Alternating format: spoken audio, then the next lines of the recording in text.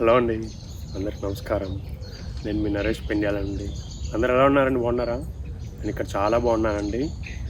మనం ముందుగా ఇవాళ వీడియోని స్టార్ట్ చేసే ముందు నా ఒక ప్రీవియస్ వీడియోలు మీరు ఎవరైనా చూడాలంటే దయచేసి ఆ వీడియోలు చూడండి.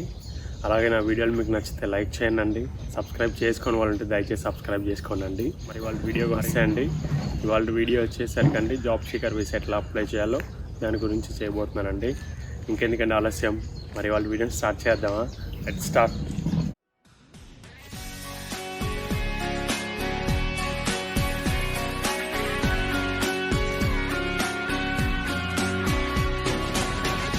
ఈ వీడియోని చివరి వరకు చూడాలని నేను కోరుకుంటున్నానండి.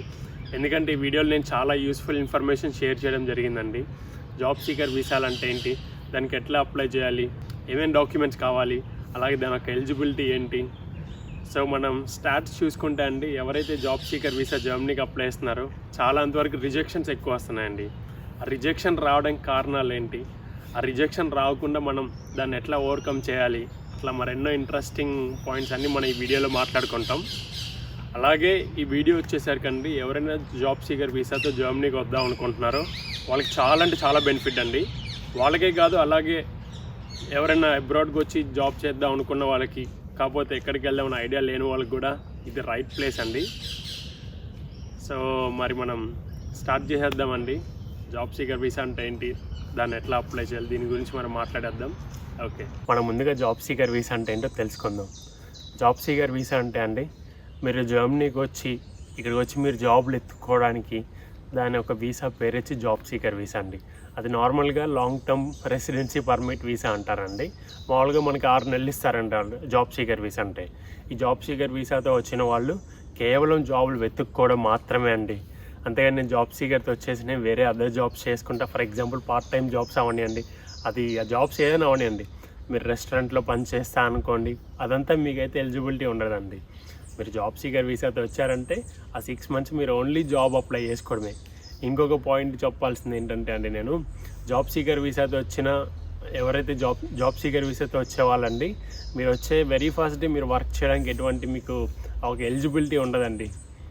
మరి మీకు ఎంప్లాయ్మెంట్ ఏదో ఒకటి వచ్చేంత వరకు మీరు జాబ్ వెతుక్కుంటూ ఉండాలండి.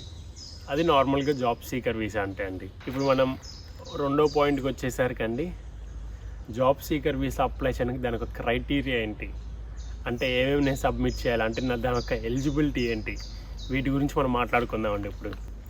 సో మనకి first and the foremost important point వచ్చేసరికండి, జాబ్ సీకర్ వీసా క్రైటీరియాలో మీకు ఐదర్ బ్యాచిలర్స్ డిగ్రీ కానీ లేదా మాస్టర్స్ డిగ్రీ కానీ మీ యొక్క జాబ్ రిలేటెడ్ ఫీల్డ్లో మీకు ఆ డిగ్రీ ఉండాలండి ఇండియాలో. అట్లాగే మనం రెండో క్రైటీరియాకి వస్తే అండి, మనకి ఎవరైతే వస్తున్నారో అండి వాళ్ళకి మినిమం 5 years ఆఫ్ ఎక్స్పీరియన్స్ ఉండాలండి ఇండియాలో. అది వాళ్ళొక్క చెప్పాను కదండి, మీరు ఒక చదువుకున్న రిలేటెడ్ ఫీల్డ్లోనే 5 years ఎక్స్పీరియన్స్ ఉండాలండి. అంతే, ఫర్ ఎగ్జాంపుల్ నాకు 5 years ఎక్స్పీరియన్స్, నేను చదువుకుంది మెకానికల్ ఇంజనీర్ అనుకోండి, నాకు 5 years ఫర్ ఎగ్జాంపుల్ టెస్టింగ్ గానో లేకపోతే ఫర్ ఎగ్జాంపుల్ ఇంకేమన్నా ఆడ్ జాబ్స్ అట్లాంటి వాటిలో 5 years ఎక్స్పీరియన్స్ అంటే కన్సిడర్ చేయరండి. సో మీరు ఒక చదువుకున్న ఒక ఫీల్డ్ రిలవెంట్ జాబ్స్నే వాళ్ళు కన్సిడర్ చేస్తారండి. అది మీ ఒక సెకండ్ క్రైటీరియా అండి. మనం థర్డ్ క్రైటీరియాకి వెళ్తే అండి, మీరు ఫైనాన్షియల్ ప్రూఫ్ చూపించాలండి.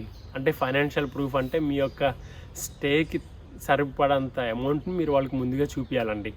అంటే నార్మల్గా 6 months కాబట్టి 6 monthsకి సరిపోయేంత స్టే ఒక ఫైనాన్షియల్ ప్రూఫ్ మీరు చూపిస్తే ఆ ఒక క్రైటీరియాని కూడా మీరు ఫుల్ఫిల్ చేసినట్టు. ఫైనల్ క్రైటీరియాకి వచ్చేసరికనండి, మీరు మెడికల్ కానీ లేకపోతే ఇది ట్రావెల్ ఇన్సూరెన్స్, ఈ యొక్క ప్రూఫ్, ఈ రెండిట్లో ఏదో ఒకటి చూపించాలండి. అంటే మీ 6 monthsని కవర్ చేసే ఒక అది మెడికల్ కానీ ట్రావెలింగ్ ఇన్సూరెన్స్ అది ప్రూఫ్ మీరు చూపించాలండి. ఇవి ఎలిజిబిలిటీస్ అండి. ఇప్పుడు మనం మూడో దానికి వెళ్దామండి. ఈ జాబ్ సీకర్ వీసా అప్లై చేయడానికి డాక్యుమెంట్స్ ఏం కావాలి, అవేంటి, దాని గురించి మనం మాట్లాడుకుందామండి. ఇప్పుడు ఏదైతే నేను చెప్పబోతానండి డాక్యుమెంట్స్, లిస్ట్ ఆఫ్ డాక్యుమెంట్స్, అది చాలా అంటే చాలా ఇంపార్టెంట్ అండి. ఇప్పుడు ఎవరైతే జాబ్ సీకర్ వీసా అప్లై చేసిన వాళ్ళకి చాలా అంతవరకు రిజెక్షన్ రావడానికి మెయిన్ రీజన్ వచ్చేసరికండి, ఈ డాక్యుమెంట్స్, వాళ్ళు కావాల్సిన డాక్యుమెంట్స్ని ప్రాపర్గా వాళ్ళు సబ్మిట్ చేయకపోవడం అండి. మరి ఈ వీడియోలో నేను మీకు చెప్తాను ఇప్పుడు ఏమేమి డాక్యుమెంట్స్ మనం సబ్మిట్ చేయాలని. మన ఫస్ట్ డాక్యుమెంట్కి వస్తాయండి. ఫస్ట్ మీరు సబ్మిట్ చేయాల్సిన డాక్యుమెంట్ వచ్చి మీ యొక్క పాస్పోర్ట్ అండి, పాస్పోర్ట్ యొక్క పీడిఎఫ్ అండి. అంటే ఈ పాస్పోర్ట్ ఎట్లా ఉండాలో దీనికి కూడా క్రైటీరియా ఉందండి. డైరెక్ట్గా నేను 2 years బ్యాక్ నాకు పాస్పోర్ట్ ఉంటే సరిపోదండి. మీరు పాస్పోర్ట్ తీసుకొని మినిమం 10 years అయి ఉండాలండి, మినిమం 10 years అండి.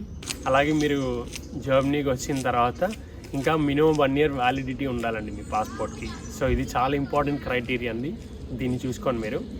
మనం మరి రెండోది వచ్చేసేసరికి అండి, మీ యొక్క పాస్పోర్ట్ని చూసారండి, డేటా పేజ్ ఉంది కదా, దాన్ని కాపీ తీపియండి అండి. సో అది ఒక మీ రెండో డాక్యుమెంట్. మనం ఇప్పుడు మూడో డాక్యుమెంట్ గురించి మాట్లాడదామండి. మూడో డాక్యుమెంట్ వచ్చేసరికేనండి మీ పాస్పోర్ట్ సైజ్ ఫోటో కావాలండి. ఈ పాస్పోర్ట్ సైజ్ ఫోటోకి కూడా అండి చాలా స్ట్రిక్ట్ రూల్స్ ఉన్నాయండి. దయచేసి ఎవరైతే అప్లై చేస్తున్నారో ఈ పాస్పోర్ట్ సైజ్ ఫోటో ఒక స్ట్రిక్ట్ రూల్స్, దాని ఒక లింక్ నేను పైన ఇచ్చానండి. ఆ లింక్లోకి వెళ్ళి ఒక రూల్స్ చూడండి. ఫర్ ఎగ్జాంపుల్ వచ్చేసరికండి, మీది ఏదైతే ఫోటో అంటే మీ యొక్క ఫేస్ ఎంత % కనిపించాలి ఆ ఒక పాస్పోర్ట్ సైజ్ ఫోటోలు అనేది వెరీ ఇంపార్టెంట్ అండి. అది నార్మల్గా 70 to 80% మీ ఫేసే కనిపించాలండి.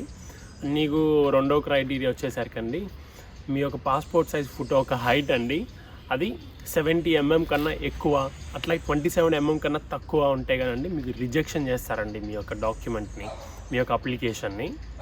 ఎందుకంటే వాళ్ళ రూల్స్ని, అంటే వాళ్ళ ఏదైతే పాస్పోర్ట్ యొక్క స్ట్రిక్ట్ రూల్స్ ఉన్నాయో దాన్ని మీరు ఫాలో అవ్వనందుకండి. మరి మనం 4వ పాయింట్కి వెళ్తే అండి, మీ యొక్క CV అండి, కరికులం వైటే, అది కూడా చాలా ఇంపార్టెంట్ అండి. టేబులర్ ఫామ్లో తయారు చేసుకొని అప్లోడ్ చేయండి అండి. అంటే దాంట్లో మీ పాస్ట్ ఎక్స్పీరియన్స్ గురించి కానీ, మీ అకాడమిక్ మార్క్స్ కానీ, మీ యొక్క స్కిల్ సెట్ కానీ, అవన్నీ చాలా డీటెయిల్డ్గా ప్రాపర్గా రాసుకోండి అండి. CV చాలా ఇంపార్టెంట్. అట్లాగే మనకి నెక్స్ట్ వచ్చేసరికి చాలా వెరీ ఇంపార్టెంట్ డాక్యుమెంట్ అండి, కవర్ లెటర్ అండి. చాలా అంటే చాలా ఇంపార్టెంట్ అండి. మోస్ట్లీ మీ యాక్సెప్టెన్స్ కానీ లేకపోతే రిజెక్షన్ అంటే ఎక్కువ వెయిటేజ్ మీ యొక్క కవర్ లెటర్ పైన ఉంటుందండి. అది చాలా అంటే చాలా ఇంపార్టెంట్ అండి జర్మనీలో. సో నార్మల్లీ ఈ కవర్ లెటర్లో ఏం రాయాలంటే మీ ఆబ్జెక్టివ్స్ అండి, మీరు జర్మనీకి ఎందుకు వద్దాం అనుకుంటున్నారు, జాబ్ సీకర్ వీసా, దెన్ మీ మోటివేషన్ ఏంటి దాని వెనకాల. అలాగే ఇంకోటి వచ్చేసరికి మీకు జాబులు వెతుక్కోవడం తెలుసా, ఎలా వెతుక్కుంటారు, జాబ్ పోస్టింగ్ సైట్స్ ఏమన్నా మీకు తెలుసా, అట్లాంటి దీని గురించి మీరు కొద్దిగా క్రిస్ప్గా రాయండి. నాకు ఎంప్లాయ్మెంట్ ఎట్లా చూసుకోవాలో కూడా నాకు ఐడియా ఉంది. అట్లాగే మీరు లాస్ట్ పాయింట్ వచ్చి మీ కవర్ లెటర్లో రాయాల్సింది ఏంటంటే మీ ఆల్టర్నేటివ్ ప్లాన్స్ అండి. అంటే ఇన్ కేస్ మీ 6 monthsలో మీకు జాబ్ రాలేదనుకో, మీ ఆల్టర్నేటివ్ ప్లాన్ ఏంటి, సో అది మీరు ప్రాపర్గా రాయాలండి.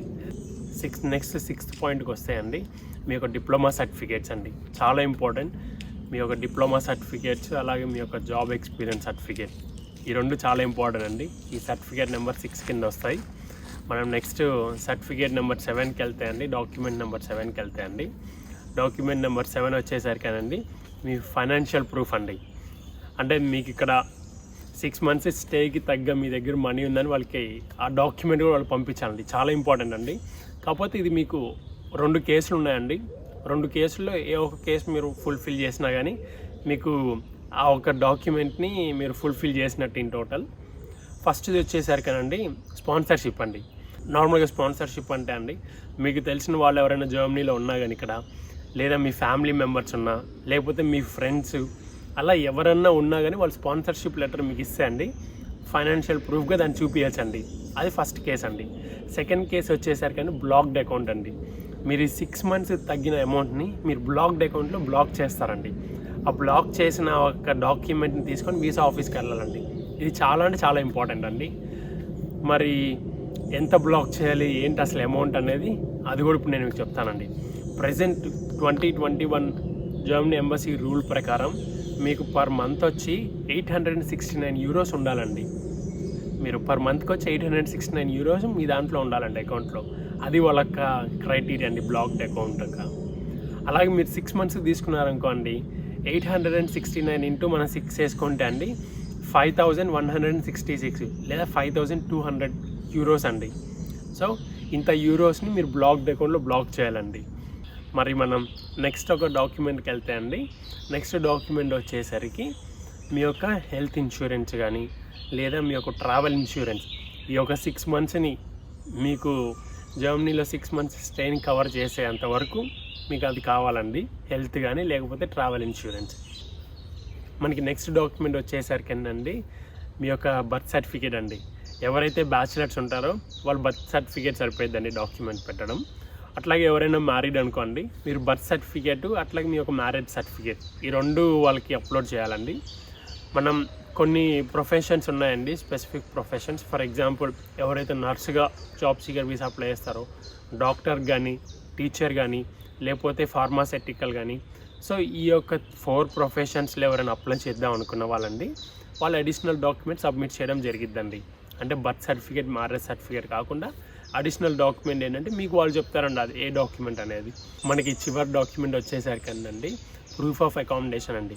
అంటే జర్మనీలో మీకు అకామిడేషన్ ఉన్నట్టు ప్రూఫ్ అండి. ఈ డాక్యుమెంట్ ఎట్లా వస్తుందంటే అండి, మీరు జర్మనీలో ఎవరైతే హౌస్ ఓనర్స్ ఉంటారో చూసారండి, వాళ్ళు మీరు కాంటాక్ట్ అయ్యి వాళ్ళతో చిన్న ఇంటర్వ్యూ తీసుకున్న తర్వాత వాళ్ళకి మీరు ఓకే టెనెంట్గా మిమ్మల్ని యాక్సెప్ట్ చేస్తే కాషన్ డిపాజిట్ పే చేస్తే అండి మీకు హౌస్ కాంట్రాక్ట్ ఇస్తారండి. దీంట్లో చాలా ఇంపార్టెంట్ పాయింట్ ఏంటంటే అండి, ఇక్కడ చాలా ఫ్రాడ్ ఎక్కువ జరిగిద్దండి. ఎస్పెషల్లీ ఒక రియల్ ఎస్టేట్ అండి.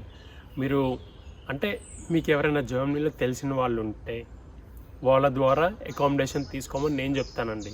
అంటే పర్సనల్గా నేను ఇచ్చే సజెషన్ అదండి అందరికీ.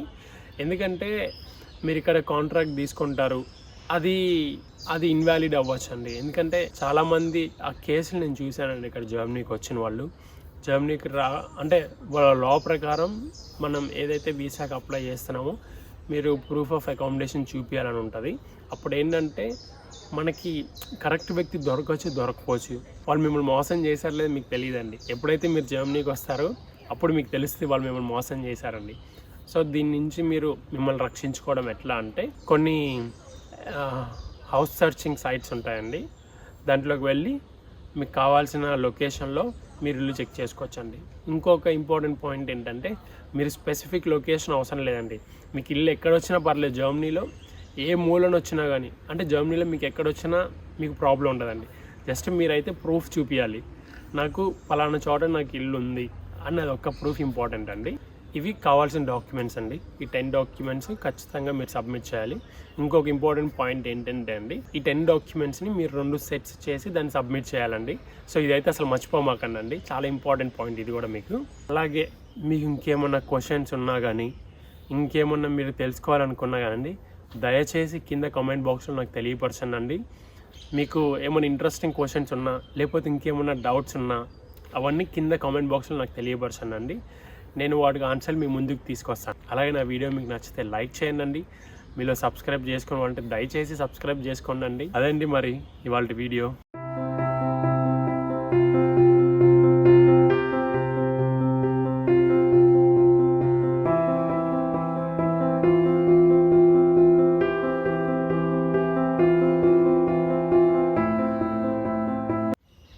మనం మళ్ళీ వచ్చే వీడియోలో కలుద్దాం. Until then see you, good bye అండి.